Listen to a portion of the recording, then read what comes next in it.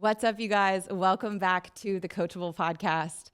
I'm your host, Tori Gordon, and this is your place to unlock your inner champion and start to build uncommon success by creating a life that feels as good as it looks. I feel so freaking blessed to be in this studio today here in Las Vegas, live recording with my good, beautiful friend, Jenn Gottlieb, who has traveled all the way from New York City to be here. Thank you for joining me. Welcome to the show, and thank you for being the first guest in studio with us. I am so honored. I didn't know I was going to be the first one, and this is gorgeous. This is exciting. I'm so proud of you. I'm so grateful that I get to be the first one. Let's make this conversation the best one. I have no doubt that it will be. You already got the memo, are totally on brand for this conversation. And she had no idea. She's just tapped in, and that's why I love Jenn. She and I got to meet 2021, I think it was the first time I met you in person, and you were so captivating. I mean, it was at a conference that you were speaking at, and you were the final speaker of the day, and I think you were the only female speaker of the day as well. And I was like, I gotta stick around and listen to this girl and see what she's about. And I remember thinking, I'm so glad I did, because you spoke to my heart, you spoke to my mind, you spoke to my emotions. You made me want to get up and start like running and you gave me energy, and you gave me something to like really get excited about, and to feel like when I heard you and when I watched you speak, I was like, she makes me believe in myself. She makes me think I can do the things I want to do. And that's what this show's about. That's what you empower people to go out and actually to activate them in living out their dreams. And so I can't think of a better person to be in studio with me to start this all off, because in some ways, even back then, you were activating a deeper belief in myself that something like this is possible. This is amazing, first of all, that you're telling me that, because whenever I speak, I always set an intention before I speak. And usually I'll pick one like person in my mind that I'm talking to. It just helps me get over my nerves. Instead of thinking I'm talking to the 100 people that are in the room, or the 500 or the 1,000, I'm thinking, okay, I'm talking to one person, and I'll like think about that person and what I want that person to feel like when they leave. Mm-hmm. And I remember that event. It's the red dress event, right? Yep. So whenever we make content with my team, I'm like, it's the red dress, it's the blue dress, this was the red dress.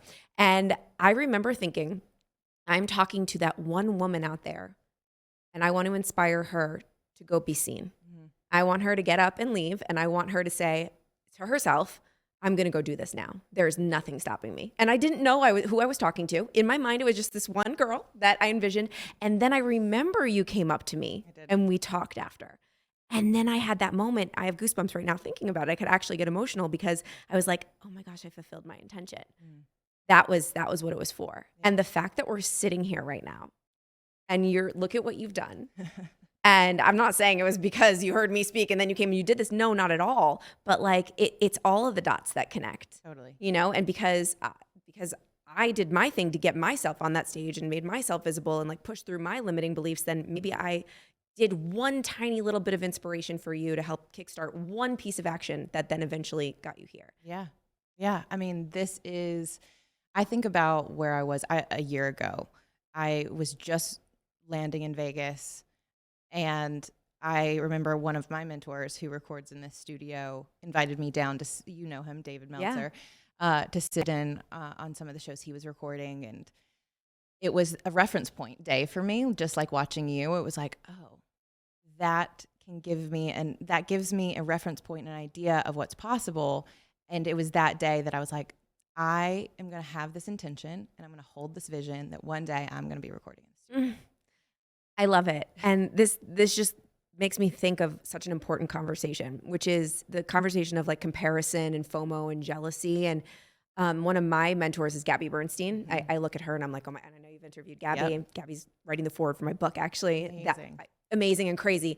But thinking about the fact that many of us spend a lot of time like scrolling the internet and comparing ourselves to other people and what they have going on, or maybe coming to something like this and seeing your mentor doing a show. And you can go down two different routes with that. You can either be like, oh man, I could never get that far. Like, I'm so jealous of this person. And then like compare yourself and like, I'm not good enough. I'm not far enough along, and feel bad about yourself for it, which I've done before in the past. Mm-hmm. Or you can use that person as an anchor and as inspiration, and almost like they're paving the yellow brick road for you. Yeah. And the universe has put that person in front of you and that experience in front of you to show you what you desire, B, what you're capable of doing. Mm-hmm. And I think that Dave has been that person for both of us in that way. And like, I remember having that moment here too. And like, look at what you've done.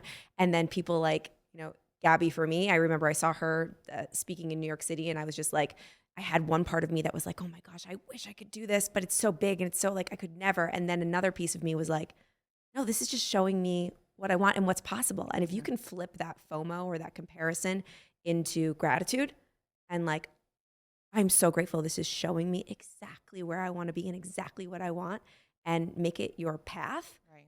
you can flip all of that around and you create it out of that. Yeah. Well, for me, it was always when I saw someone who's doing something I admired or inspired me, or I thought, man, I wish I could fill in the blank. I wish I could be like that.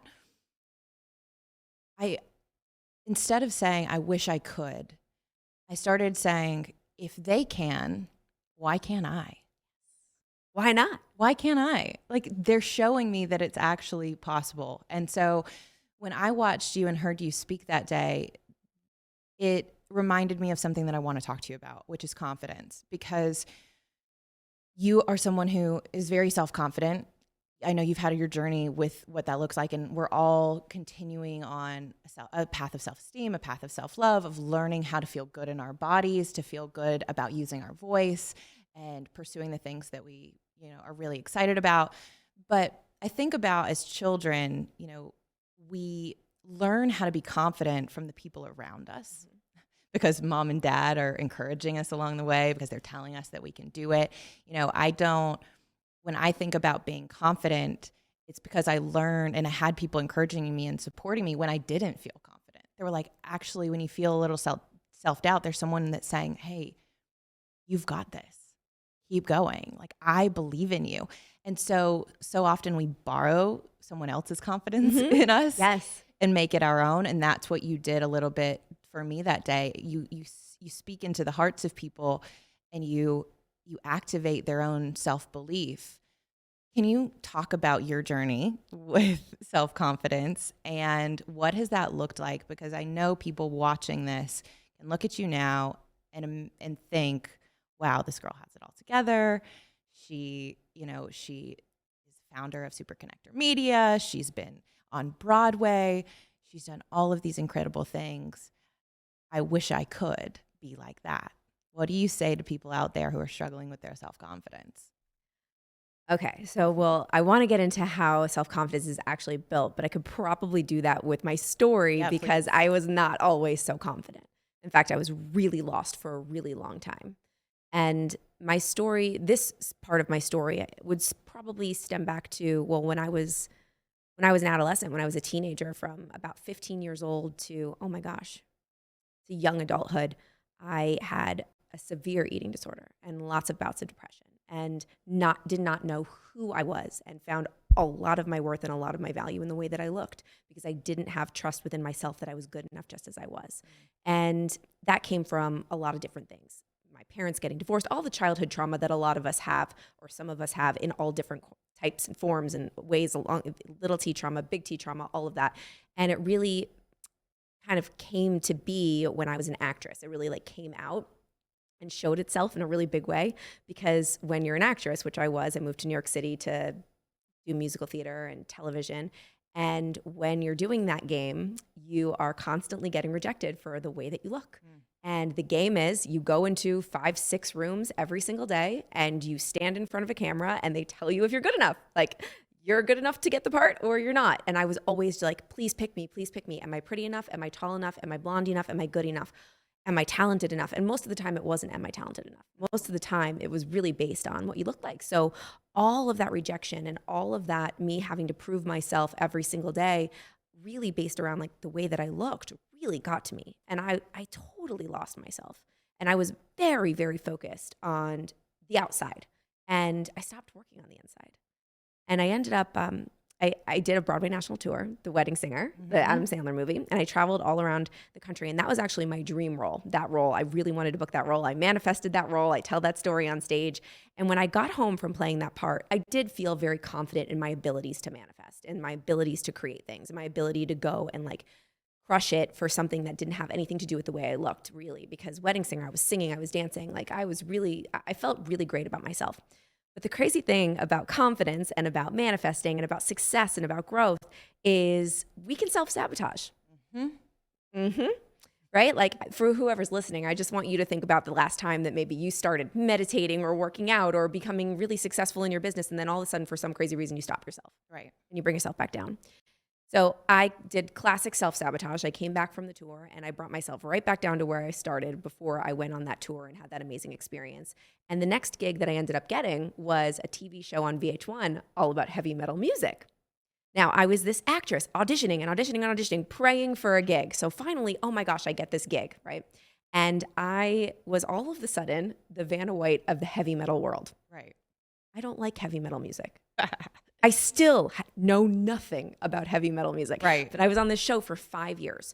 And part of my job was to be this really sexy, hot, heavy metal girl that was just like the hot chick that brought out my name on the show was Miss Box of Junk. That was my name. Literally. It was like on my dressing room door was like Miss Box of Junk. Yeah. Because I brought out like the box of stuff and then the guys that won the prizes would like stick their hand in my box and pull out a prize. That was legitimately what I did. But it was a job. And it turned into something that I had no idea it was going to turn into in a lot of good ways. Sure. I had 5 years on a TV show on cable. I got paid. I was a working actress. I got to go to LA and film at Universal Studios, and it was a big deal. But then on the flip side, I was building this brand and this like version of myself that was a lie. Yeah. And I became unbelievably detached from who I truly was.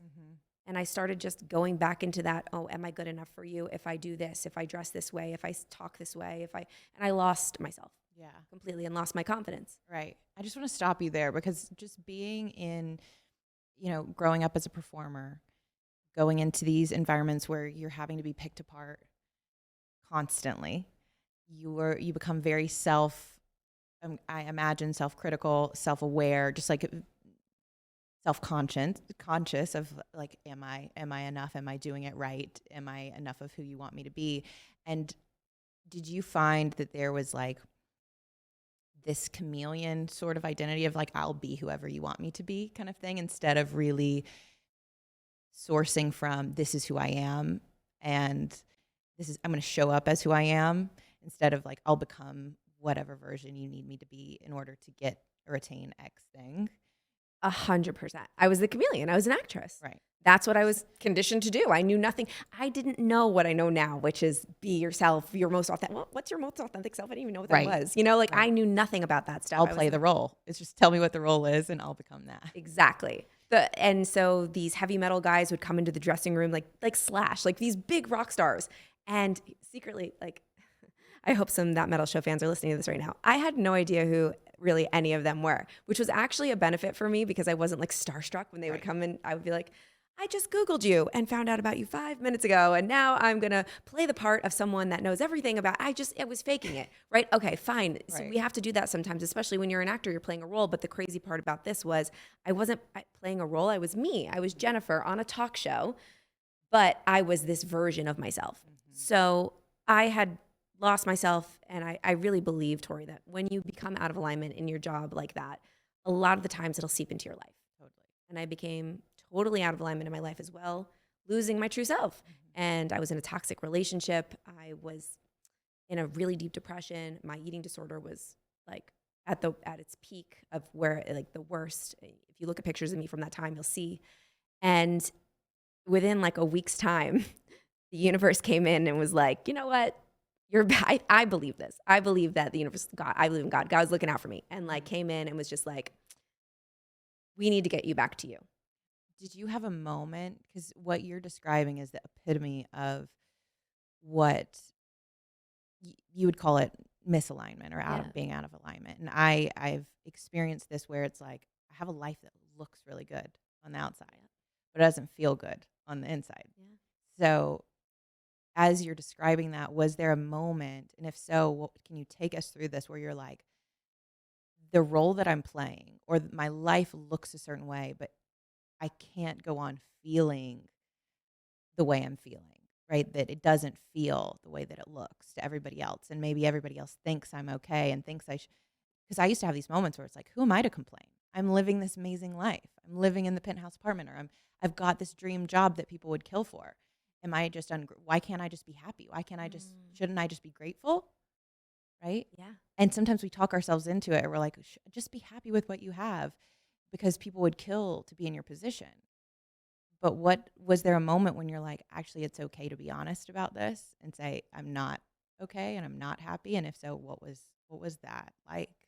So most of the time I had the first thing that you said, like, oh, I should be told, was shoulding all over myself, like every day.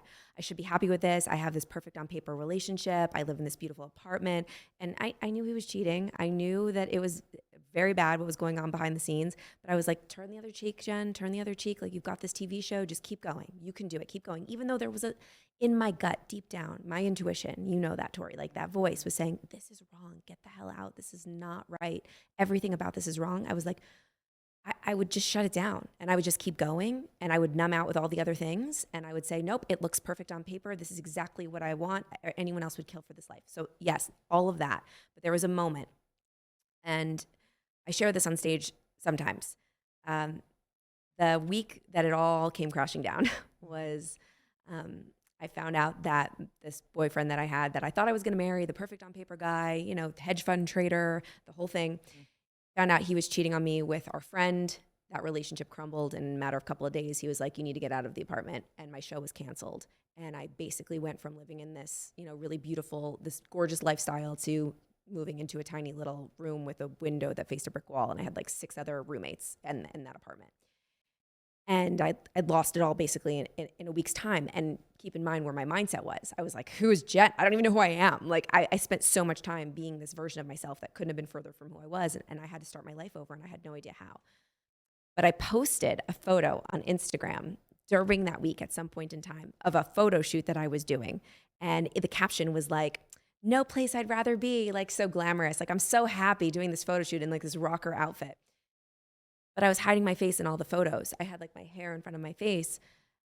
And it was because like the night before the photo shoot, I was on the bathroom floor crying, and my face was so puffy and my whole world was crumbling. But I was posting that everything was great. Right. So I was looking at this and I was like, I am just a fraud. And it wasn't an overnight thing, Tori. I wish I could tell you that like I moved into that apartment. I looked at the brick wall, at the window of the brick wall, and was like, oh, I know exactly what I need to do. I'm going to turn my life around. No, I looked out the window and I remember thinking, okay, one day I'll know why this happened.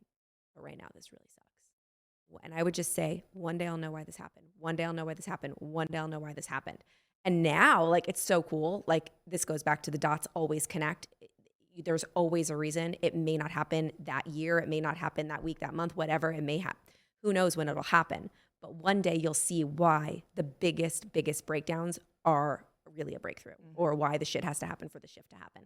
And that was a moment. And that was the moment when I had to build up my confidence from square one and build up a different type of confidence, because I was very confident being an actress, Right.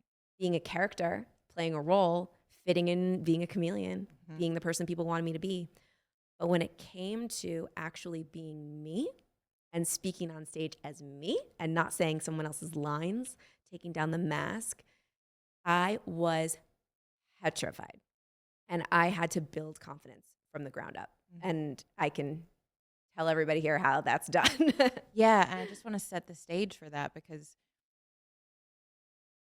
there's this period of time that I've experienced, and everyone who I know who's extremely successful has this in common, typically, which is there's a point in time where you sort of burn it all down to build it back, right? Especially if you have achieve some level of outward success that doesn't feel in alignment with who you truly are. If you come into this awareness, there's a period where you're like, okay, I'm going to let all these things die off and die away so that I can grow. And when I think about it in terms of an analogy. Anytime when my life has like either forced me into a rock bottom or I have felt life asking me to expand and to grow, it's because the environment that I'm in, I've either outgrown and I think about it in terms like of a plant, right? Like if you're in a pot and you've outgrown the pot, you need to get out of the environment and be planted somewhere else, either in a bigger pot or put it in the ground. But that process can be really hard because there's a dying off or a cutting away of all the dead things. And it can feel like, and these are the things you've attached your identity to. Like, who am I without them? Who am I without the label? Who am I without the relationship? Who am I without the job? Who am I without this facade, this identity? But it's in being willing to ask that question that we can come to the truth and remember who we are. Because I think we also talk a lot about finding our true selves, but a lot of it is about remembering who we were before we learned who we needed to be loved or to be accepted. Yep.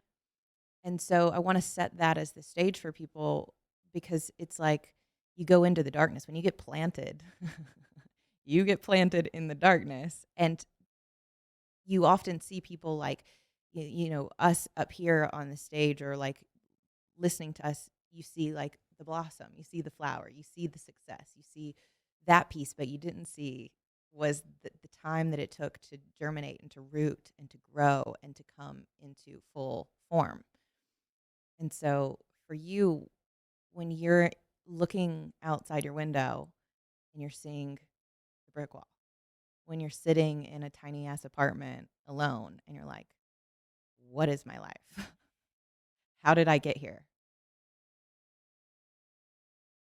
Those are real ass conversations that you're having with yourself. Like, and I want people to feel that. I want us to feel that, because that is a period of time where in the midst of it, it feels like you're never going to get to the other side. You're like, how am I going to be okay? Like, am I going to feel happy again? That was a legitimate question that I would ask myself all the time. And I'll be totally honest with you, there were so many days during that time where I was like, I need to just call my ex-boyfriend up and forgive him and go back to him. Because who am I without this life? There were so many times that I almost did it. But there was like a little voice in me that was like, you can do this, you can do this. And that's why now my whole mantra, my husband and I, we always use this. You don't have to believe 100% in anything to go for it or to take action. You just have to believe a little bit more than you don't, like 51%, 51, just a little bit. Because there was a part of me that was like, I would, drunk dial him, right? Or like, right, you know what I mean? Like, no, just go back to him, because go get your life back. What did you do? Like, you ruined your whole life, right? Because I couldn't see the other side. I couldn't see it. I was in that middle. I was in that pain, and I didn't want to sit in that pain. I was like, make it go away, make it better. I'll just go fix it, and I'll deal with it on the other side. But then that 51% of me was like, you're made for more, Jen. Like, and I want everyone that's listening to really tap into that voice, because we all have that voice. If you're listening to a podcast like this, you have that voice. There is a voice in you that said, put on the podcast today. And that's exactly what I started to do. I just started to step outside and expand and try to learn more about myself. I didn't know anything about personal development at that time. Nothing. My mom, when I was at my darkest of dark days, she came into the city, my mom, and she liked to save the day, as moms do. Yep. And we sat at this Italian restaurant, and I'm crying hysterically over my like grilled shrimp salad. I remember I'm sitting there and like there's tears like all over my salad. I couldn't even eat it. And I'm just like, oh. Like thinking I need to go back to him. I don't know what I did with my life. And the check comes, and my mom pulled out a book instead of her wallet. And she slides this book over to me on the other side of the table. I look at the book, and it's You Can Heal Your Life by Louise Hay. Book. And I was not into personal development at that time. I was like, and my mom was. So I was like, oh, God, Mom, you can heal your life. Come on. So I take the book and I put it in my bag. I'm like, whatever, Mom. Okay, thanks. And I go home, and my mom knew I wasn't going to read the book. So what she did was very, very strategic. She photocopied one of the affirmations, and she put it in the inside of the book. And on the back of the affirmation, she wrote, Jenny, I hope you find yourself again. And I look at this affirmation, and I read it. And I said, okay, I'm not going to read this book, but I'm going to put this affirmation on the refrigerator, and I'm just going to read it every day. Maybe there's something to this. I'm just going to read this stupid thing every day. I don't even know if I believe it. I don't care. I've got nothing to lose. I'll just read it. I didn't even tell my mom I was going to do it. I didn't even want to give her that, like that I was going to read it, right? And so that was the first thing I did. And I just started reading this affirmation every day. And that got my 51% of belief up to 52 sometimes. That tipped you over. Up to 54. Maybe that led me to Barnes and Noble to sit on the floor and start reading books by people that we admire and start exploring, who am I and what do I really want? It got me out the door. It wasn't the aha. There wasn't a burning bush moment. I wish there was, where it was like, here, change your life and create something new and help people. It was one action step at a time. It was doing one little thing that stretched me to maybe think differently or go take a different action or get me outside the house or get me to go connect with someone or get me to go to an event with people that are into this stuff. And what's really crazy is full circle moment here. We can go backwards again, but I need to share this full circle moment with you while we're on the Louise Hay thing. That book changed my life, essentially, was one of the things, because it was like the first step. My book's coming out in October, and Hay House, which is Louise Hay's publishing company, publishing my book. Wow. And I got to tell them that story when I had my first call with them. And they were like, I just felt like it was you don't know why in the moment, but when you connect the dots looking backwards, it always makes sense. How appropriate and fitting for your book and what you're going to end up sharing, which will then continue the cycle of what you give in the world you end up receiving, and vice versa. It's just like that's how you received that little bit of confidence that tipped you over the edge to not continue to self-sabotage and not continue to do the things you'd always done, because there was part of you that said, if I want something different, I got to do something different. Yeah. And it's so tempting in those moments where you're vulnerable and you're feeling weak and you're like, it's easy to go back. It's easy to just make that phone call. It's easy to choose the easy path. But if you want uncommon success, if you want an uncommon relationship, if you want not to be a stigma and not to be a statistic, then you got to do what most people don't or aren't willing to do, which is to sit in the uncomfortable feelings, which is to be honest with yourself, which is to wrestle with those questions. And one of the things that you really embody and you practice is the discipline of intentionally getting uncomfortable. Because our attachment to what's comfortable and what's familiar keeps us where we are. How much does practicing getting uncomfortable play a role in your life? What does that role, how does that influence your success? And what does that just practically look like? How did you get into the mindset of actually doing something uncomfortable, doing something scary benefits me instead of it's going to kill me? Yeah. Like, what is that? Because that's a mindset shift of just saying, like, actually, I'm going to go pursue the things that scare me and pursue the things that I'm being asked to do that are uncomfortable and are hard. And that shifts from, instead of I'm going to run from those things and I'm going to avoid those things. When did that shift for you, and what does that practically look like in your life? So I had to learn I always liked to be comfortable. I never, ever liked to like normal people, but I wouldn't purposely make myself uncomfortable ever. Forget that. When my back was against the wall and I was staring at that brick wall and I was having to figure out what I wanted to do, one of the thing that I ended up doing was I wanted to become a personal trainer. And many people don't know this about my journey, but I think this is where I really learned discipline, because my back was against the wall and I had no choice. I needed to find a way to make money while I was auditioning before I got another job. I didn't want to be a babysitter and I didn't want to be a waitress. Like, I wanted to do something that actually made me feel good about myself. And I really liked exercising and I really liked helping people. I was like, this would be a great job for me. So there was a lot of discomfort that came with creating that life for myself, including getting up at 4:30 in the morning to go to the gym, including before I could become a trainer, they made me clean the gym all day before I could actually take clients. So I went from being like this like actress with this rich boyfriend that really didn't have to do that much and was always very comfortable, and to literally being at the gym from 5:30 in the morning to 8 o'clock at night, picking up weights, putting them away.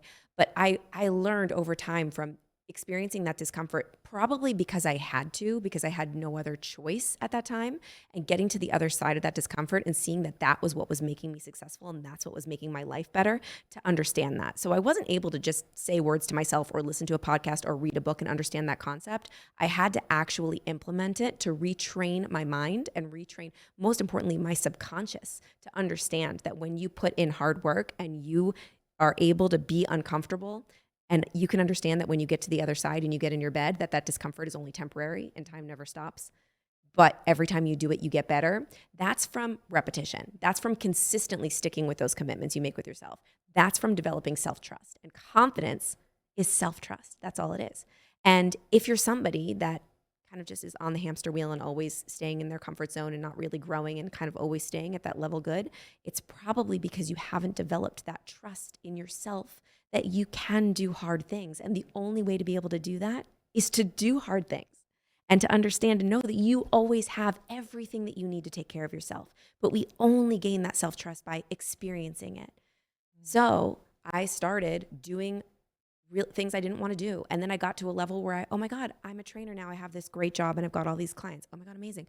And then I would keep pushing it because I'm like, well, if I could do this, what else could I do? Sure. And the business grew and the business grew and the business grew. And then eventually, step by step, it took me from that to mindset training to, having online coaching programs, to all the things that I did, and then partnering with my husband and creating the company we have now. But now, you said I purposely put myself in uncomfortable situations regularly, which I do. I do it purposely, and I do it not on purpose because just in the life that we live, we do uncomfortable shit all the time. But I do that to consistently build more confidence over time. So things that I used to really hate doing, going live on social media, that was unbelievably uncomfortable for me. Speaking on stage as me, as Jenn, and not as a performer or an actress wearing a mask and saying somebody else's lines, unbelievably scary for me. But every single time I went and I did those things with fear on my back or fear in my pocket or fear like right alongside me in the passenger seat of my car, just screaming stuff at me like, you're not good enough, but doing it anyway and getting to the other side and realizing, oh my God, okay, I didn't die. That wasn't that bad. Wow. And being in bed that night and being like, wow, I did that and now I'm in bed. Holy crap. Like the time doesn't stop. We're not in that discomfort forever. Every time I did that, I got more confident. So confidence comes from consistently doing uncomfortable things. Yeah, I totally agree. And do you think that there's a correlation? Because I think this. I think this is why being coachable is one of the most overlooked, underappreciated skills that we can learn. It's just being willing to learn how to do things better. But that also requires you to be willing to be a beginner. So willing to be a student. And nobody likes to not know how to do things or no one likes being bad at something, right? Yeah. And when you're doing something you've never done before, no one's going to expect you to be good at it out of the gate. Like you don't run before you learn to walk. And when you learn to walk, you look silly doing it because you've never done it before. But I think we have such a level of self-judgment and we assume everyone else is judging us as harshly as we're judging ourselves. Yes. So I think it's actually Marianne Williamson. I can't remember who it is, who says something along the lines of like, we assume that everyone else is as judgmental as we are. Yeah, no one's judging us. Everyone's just worried about themselves. That's it. Everyone's focused on themselves. That's it. They're not worried about you, and they're not really paying as close attention as you think, as we think that they are. That's a relief to me. It's such a relief, and it's proven time and time again to me when people that I think see everything that I do, and then I bump into them, and they're like, "Oh, what are you up to? I had no idea you were doing that." I'm like, "I just posted about that. How do you not know? Isn't everybody paying attention to me? Doesn't everyone care?" They see some things, but most of the time, people are just actually reacting and having a reaction in what they need in that moment. Mm-hmm. So somebody could see the exact same piece of content or listen to the exact same podcast episode 2-3 times and get a completely different perspective from that podcast each time and need it again each time. So that's why whenever I teach people for content creation and repurposing, I'm like, post the same thing over and over and over again. Sometimes people need to see it 3-4 times in 3 or 4 different ways in order for it to resonate. Yep. Because they're in their own head. Everybody's living their own life in their own world. They're not judging you. Mm-hmm. Also, it's so important, I forget this all the time, to remember that everyone started at square one. You started at your first podcast ever. You did. Yep. You could probably scroll back and listen to your first podcast. Cringy. Right, exactly. But at the same time, it was like I was doing the best I could with what I had in the moment. And I'm proud. I look back on those and I'm like, I'm proud of it because at least I went for it. I did it and I built along the way and I learned something new and I adapted. So as much as it's like, oh God, that version of me is, I like look back with compassion for her and like, but also laugh at myself. But I went for it. Yeah. And here's the thing. People probably scroll back and listen to that and think it's absolutely amazing, first of all. They probably think there's nothing wrong with it. Like it's mind-blowing and incredible because you obviously were successful. So somebody liked that podcast. And then also when we are just real and imperfect and ourselves, and even I've done this, like bring people along the journey. Like this is my first time doing this. Oh my God, I'm live for the first time on social media. This is my first podcast ever. I don't really know what I'm doing. People are like, oh, that's a relief. What a relief. What a relief. Because no one likes looking at perfect people that have it all together. That just makes people feel like, oh my God, I could never be that way. But people like to connect with people that they can relate to. And most people behind the scenes, it's not a highlight reel. It's not. It's real life. I mean, I was watching you this morning get ready. It was a mess this morning. And you were like, I can't get good lighting. She was like going live on social media, which she does consistently almost like every single day, and gets ready and talks to people and answers people's questions. So if you don't follow Jenn, you need to follow her on social media, and we're going to make that super easy for you guys. But it's real. It's like, this is my process. And you're like, I got to find the lighting. It's not perfect. It's real life. And I agree with you. I think I would rather follow somebody who doesn't have it all together, that's figuring it out, that's learning and taking me along for that journey, as opposed to someone who's pretending and faking it and looks a certain way. But then when I get up close, it's like, oh, all of this isn't real.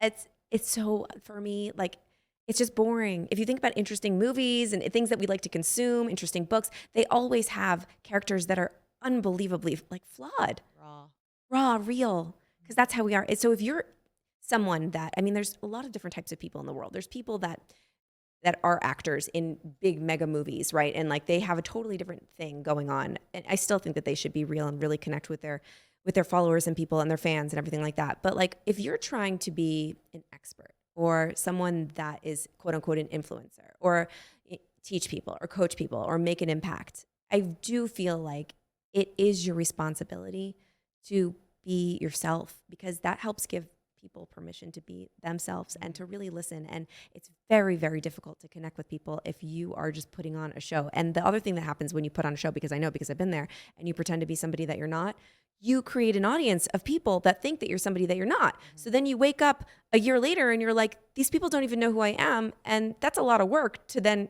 explain to them who I really am. And then you have these people that are like, oh, but I followed you because I thought you were this way. Yeah. And so that's the fastest way to get yourself out of alignment and to build a business or a brand or a platform that you absolutely hate. You're like, oh God, this isn't me. And that takes so much energy to keep up every day. Mm-hmm. It really does. It's exhausting to be anybody but yourself. Yes. It really is. And when you are yourself, you get energy instead of you absorb and take on and are like, can give more because you're giving from a infinite place as opposed to a finite place, because it's a show. Yeah. I know you're working on a book right now. Can you give us a little sneak peek? What are you writing about? What's on your heart? What's the message you're trying to share with people? I want to tell my title of the book. I've never announced it. Oh, snap. I haven't told anybody. You heard it here first? I don't know when this is launching. Okay. You don't have to tell. All right. I don't know. I don't even know if pre-orders will be available. Okay. But I will share the title of my book on your podcast. Just to honor the first time in this beautiful studio. So my book is called Be Seen. Mm-hmm. Find your voice, build your brand, live your dream. I love it. And it's a book that's half personal development, half personal growth, but then also half business strategy. Mm-hmm. So I'm teaching through my stories on how to be courageous, how to create confidence, and how to be creative, create the life that you want. You've got so much confidence. I love it. Very confident. Perfect example. Yeah. How to be connected and build a community that is in alignment with who you really are and loves you for who you are and screams all of your stuff from the rooftops. And then how to be seen and how to create your message that's authentic to you and how to build a brand that really represents who you are so you can make an impact. And so it's my stories, it's my strategies all tied into one to teach you how to truly be seen. I love it. Tori, I haven't talked about it yet. This is so exciting.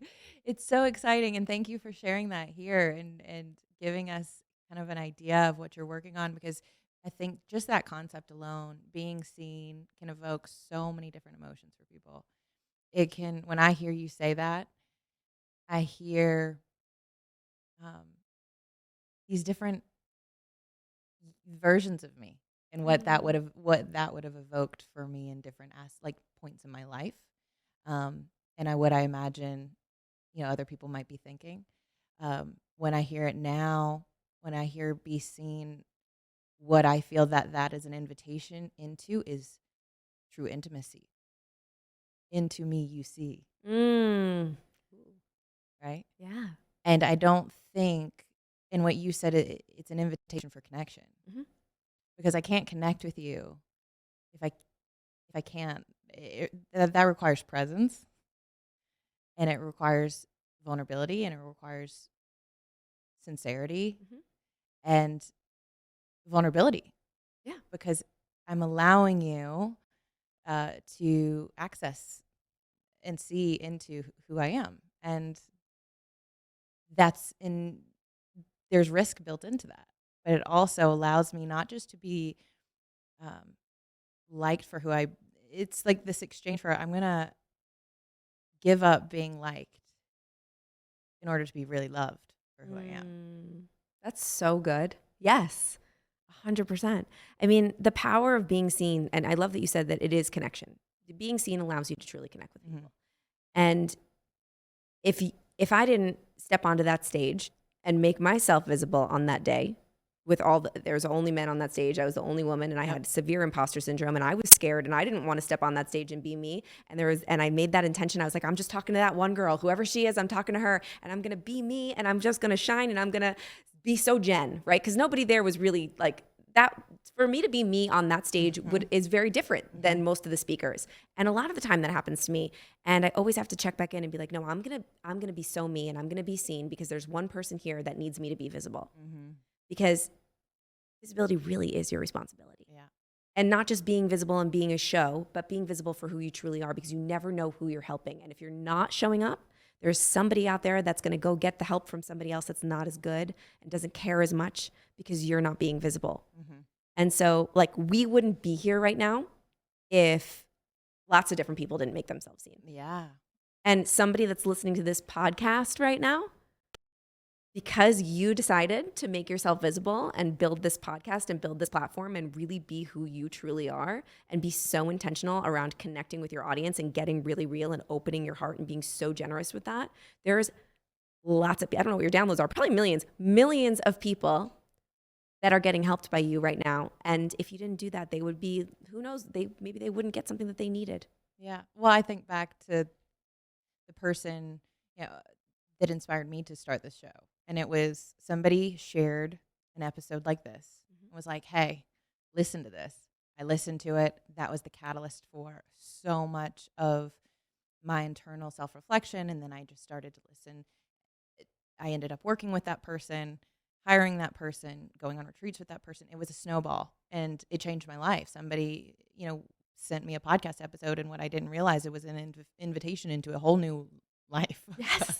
And that's what this can do. That's why this conversation, that's why this show exists, because I am the beneficiary of a life and a platform that only exists because someone else was willing to be seen and to share their story. And so that's the power of what you're sharing with people. And I love that. I want to ask you, before we sort of start to wrap this up, is like, what do you think gets in the way of people allowing themselves to be seen? Caring what other people think. That's the number one reason. You don't not know how to do it. You don't not have the equipment, because everybody has it in their pocket now, right? The most high-tech quality equipment lives in your pocket. Okay, so you have the technology, you have the know-how, you can YouTube, you can Google, you can listen to a podcast, you can figure out how to do it. There is no excuses when it comes to knowing how to do it. The only thing that's standing in your way from fully being visible and fully showing up is always, and I will like die on this hill, it is being scared that other people will judge you and being scared of what other people will think of your face, of your voice, of the way you look, of the way you talk, of the way that you think about things. If it's not good enough, if you're really imposter syndrome, like, oh, I'm not good enough to talk about that yet. My website's not perfect. It's always fear. And fear comes in many, many forms. So in my book, I talk about the 6 symptoms of fear. And sometimes fear it disguises itself. And it disguises itself as perfectionism, imposter syndrome, analysis paralysis, like having too many options, so you're just not going to do anything. Right? Fear's job is to keep us the same. Mm-hmm. So if we fear that someone's going to judge us, fear is going to come in and be like, you know what, you can't post that or talk about that yet because it's not perfect. Mm-hmm. So you'll be like, oh, it's not perfect yet. I'll wait till tomorrow. And then tomorrow comes and you don't do it. Mm-hmm. But here's the thing. When you love yourself as much as you care what other people think, and you take all of that energy that you spend caring about what other people think, and you just put it on loving yourself and loving your mission and truly caring about helping other people, your life will change. You'll be seen, because it's not really about us and the way we look. Our mission's so much bigger than that. And so the way that I get over my fear of what other people think of me, because I'm a human, of course I care what other people think of me sometimes, and I don't want to post something, or I'm scared because, oh, they're going to judge me or whatever. I'm a person. I catch myself and I'm like, all right, don't think about me. Think about the girl on the other side of this. Yeah. Think about the guy on the other side that needed this today. Help one person every day. That's what we always say at Super Connected Media, HOPE. Mm-hmm. You can focus on helping one person every single day. It takes the attention off of you, what you look like, what you sound like, the ego part that's like, oh, I care so much. And it puts the focus on the other person and just providing value for them. Yeah. And I want to just normalize and humanize this. It's okay to want to, like, I want to be liked. I want you to like the show. I want you to think this is cool. We've spent a lot of time on this. My team and I have put a lot of work into this. I want you to like it. It's okay if you don't. Yes. It's totally okay. The people that will like it, that's who it's meant for, right? And I also think about this a lot, is like, if when I first started my podcast, I put it out, the first place I put it was LinkedIn, of all places. Really? Yeah. And I was still in corporate and had a full-time job. And my first episode in 2019 was all about my story. It was very, very personal, very vulnerable. And my boss hit me up and she's like, she wanted to schedule a call with me. And she invited her boss to be on this call. And so I get on the call. It's these 2 women, my boss and hers. And the first things that come out of their mouth is, I'm disappointed. I saw you start a podcast and I'm disappointed. And me thinking, I'm doing something I'm so proud of. I'm excited to put this out there. That was the response that I got immediately from the people very close to me. And it was, what are you doing? This looks like it takes a lot of time and effort. How do we know you're not spending this time that you should be doing on our stuff, our work? We want you focused here. It was a, response of, who do you think you are? And you shouldn't be spending your time doing anything other than what we think is important. And instead of shutting me down and feeling rejected and I felt misunderstood, but that lit a fire under my ass. And I was like, first of all, you missed the whole point. You didn't listen to the show. You don't know what it's about. And this was me putting my heart on a platter and allowing myself to be seen for the first time. And so I want to normalize it for people. It wasn't all received well. It was like, who do you think you are? And what I had decided, though, was this is who I want to be. And I don't care really what you say about it. I realized I've gotten off the fence that I was straddling, deciding if I want to play in that field or go play in a different field. And that response just helped me make that decision. Oh, yeah. And so actually, I'm like, when people, if it's okay to feel misunderstood sometimes, not everybody's going to get it. Not everybody's going to understand the mission that you're on or why you're making the choices you're making, or maybe you're outgrowing friendships or whatever. And that's that cutting away that can be painful. But what I've realized is when people start talking, that means you're doing something. Oh yeah. And if they're not talking, you're likely not doing that much, 100%. There's nobody on the internet that's happier than you that's going to take time to say mean comments on any of your posts or your podcasts or anything. Think about it. So true. Somebody that's happier than you or more successful in life, thinking like maybe there's people that are financially more successful that are just really unhappy, and then they're going to take time to go say mean things about you. But somebody that's activated by your content or something that you're doing, and they take the time to write something mean or say something mean to you, it's only the way that they're feeling. Hurt people hurt people. So what I do when somebody doesn't like something is I say, thank you. Thank you. Because for every single person that I piss off or that I push away, I'm inviting space for somebody that does like it. Yep. And as much as I want to attract the people that do like it and are into it, I really want to deflect the people that aren't for me, because that just creates more space for the people that do. And if I'm not being seen enough, or take that back, if I'm not pissing people off enough or, activating people enough, then I'm not being seen enough, because you can't make everybody happy. No. I gave up that pursuit. It was an exhausting one. For sure. I didn't know that story. That's a great story. Yeah. Wait, did you quit the job? Quit the job. Immediately on that call? Yes. Yes. Very quickly quit that job.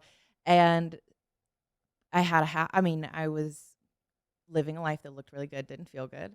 Had a house, put it up for sale, in the next week or two. I was like, I got off the fence. I made a decision and I'm going to go for this. And I'm going to give myself every opportunity. And worst case scenario, I have to go get another job. If it doesn't work out, worst case scenario, I'll go back and get another job. But look, 3.5 years later, I didn't go back and get another job. I'm doing this, and it feels really good. And I'm really proud of the work that I've been able to put in and the results I've been able to create for myself. But it didn't come and still doesn't come without people misunderstanding me, not understanding why I do it, thinking it's woo-woo, thinking it's, just like I'm selling bullshit, which I'm not selling anything, actually. That's the funny thing. There's nothing for sale here. It's just, if something resonates, take it. If it doesn't, leave the rest. That's what I say. Truth is the highest vibration. If there's something that you or I say that lands in someone's heart and resonates, it's truth, amazing. I've done my job.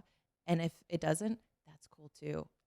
That's totally okay. It's not for everybody. It's not meant to be. But the people that need it, I know, will receive it. And that's why we keep doing this. And so I'm just so grateful for you. I feel like you're a sister. I feel like you're somebody that gets me and sees me and understands. Well, you're a girl after my own heart, because of the fact that you just said, I made a decision. I got off the fence. Mm-hmm.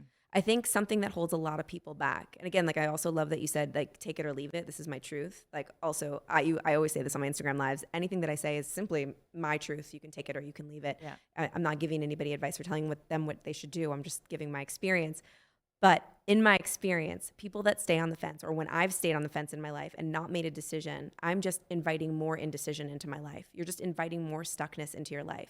And the fact that you made a decision in that moment and you're like, you know what, maybe I won't get the outcome that I want, but what's the worst case scenario? Then I'll just figure it out, right? But you made a decision, and you made a decision fast. And that comes from such an empowered place and such a place of bravery. And this circles back to confidence, right? We talked about confidence is self-trust. It's from doing the hard thing and realizing that you can, and building that self-trust and that building up that confidence bank. And you making that decision in that moment and saying to them, you know what, F you, screw you. You don't get it. I'm doing this. I'm making the decision. I've been on the fence for too long. Let's go. All in. And you made that decision, and you did it one step at a time. You proved to yourself that you've always got your own back. Yeah. And that's, I think, one of the biggest moments where you probably developed a lot of your confidence. 100%. You took the power back in that moment. I remember being so invigorated after I got off that call and so fired up when I sent in that resignation letter. I had a moment of fear. Immediately, I was like, what did I do? Did I just fuck up my life? Oh, shit. And then as soon as I felt that and let that pass, I was like, let's go. I literally could have run around. I could have done a marathon. I was so fired up on life. I was like, I just did something most people will never have the courage to do. Yep. And since then, I've been chasing that feeling of how can I continue to do things that only about 1% of people are willing to do. You know what I mean? And that has required me to continue to say yes to things that I feel ill-equipped for, unprepared for, and completely uncertain about. But that's become my new comfort zone. Yes. Yeah. Yeah. And that's why you get me, because you live in that space. All the time. If I'm not in that space, I feel weird. Yeah.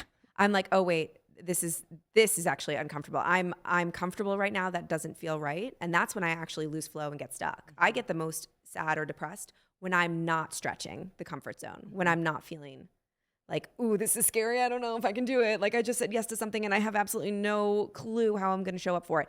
That's the stuff that's constantly moving us forward. If we're not growing, then we're dying. What is it? Well, for me, that's how I feel. So it's like, okay, how can I make myself uncomfortable today and do something that makes me feel proud? Because my goal, my definition of success for myself is when I put my head down on the pillow at night, I just take a moment and I ask myself, did I lay it all on the field today? Did I take the gift that God's given me of this day and did I use it? Am I proud of myself? And just one day, each day, just in that day. And so throughout the day, I just set my commitments and I stick to them. And then if I've stuck to those commitments, even if they're small, even if they're not a huge thing like coming here and doing this podcast, maybe it's just like my commitment is I'm going to do an ice bath today, or that's still big. My commitment is I'm going to do my Instagram live today.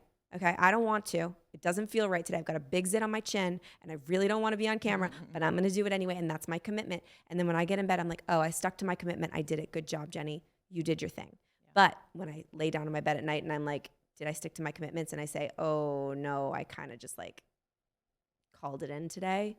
I don't want those days. And that's what keeps me going. Yeah. Let's just create more days where we leave it all out on the field and we get in the game as opposed to just like sitting on the sidelines of our life, you know? Yeah. That's what this is about. So as you can see, you know why Jenn is so loved, why she's got such an incredible fan base on social media, which I know will only continue to grow because as they see you be your authentic self, it gives permission to them to do the same thing. How can people find you online? How can they stay connected with you and what you're doing? And is there anything you want people to know about you or what you're working on before we wrap it up today? Well, first of all, I could talk to you all day. I know this could go on. This could go on for 3 more hours because we're just being us. So it's not exhausting. See, it's perfect, exactly what we were talking about. So thank you for having me. That's number one. You're a magical sister. Whatever you need, I've got your back always. So you can find me on Instagram. That's like the place to be. Just I'm everywhere, but go there. And if you DM me, it's legitimately me. It's not my team. I am there. I want to communicate with my people and everybody. And so at Jenn_Gottlieb, you'll put it in the show notes. Yeah. I announced my book for the first time on your show. So I've got a book coming out in October. So it's called Be Seen, and it'll be available for pre-order probably in May, but just put it on your calendar. That is going to be, that's my thing. That's what I'm working on. And I'm so unbelievably excited about it. So thank you for giving me the platform to be able to, did not plan on that. Say the title for the first time ever. Yeah, that's so huge. And I know it's such a big undertaking and it's not something I've done yet. I know it's like on my journey. It's definitely on the roadmap, but I've heard it takes so much of you to like put a book out in the world. So I'm sending you all of my love and all of my support and all of my just encouragement as you finish that process, because I know it's like your baby, you know what I mean? Thank you. I'll receive that. Yeah. Yeah. So exciting. Yeah. Well, you guys, please go over, connect with Jenn, stay connected with her. She really is everywhere. I see your stuff all the time and I love it. And she's probably on a stage if you're going to personal development conference. She'll probably be showing up somewhere. Being seen. That's the name of the game. And if you want to learn how to do that, not just in her upcoming book, but in her content and on where she speaks on stages, this is the kind of stuff you're going to get from her. I mean, it's the real deal. She's not sugarcoating it. It's not all the glam. Yes, she's glam, but she also shows you the behind the scenes of what it's really going to take to get you to your next level. So go become part of her community. I couldn't give you someone else better to do that. That's going to really help you up level your game in life. So thank you. Thank you for being here. I love you. You're welcome back anytime. Anytime you're in Vegas. I love you. Got to come over. Of course. And please do yourself a favor. Be of service to somebody. Be a hero in somebody's life. Share this with a friend Subscribe to us on YouTube if that's where you listen, if you want to watch us, but we're also on Apple, Spotify. Leave us a rating, a review, and share this with somebody who you think could benefit from it. It's the best way you can say thank you. And just go out there this week. Be coachable. Be willing to be a beginner, a student. Fumble through the process. You will only get better, my friends. Until next week, see you next week on the Coachable podcast.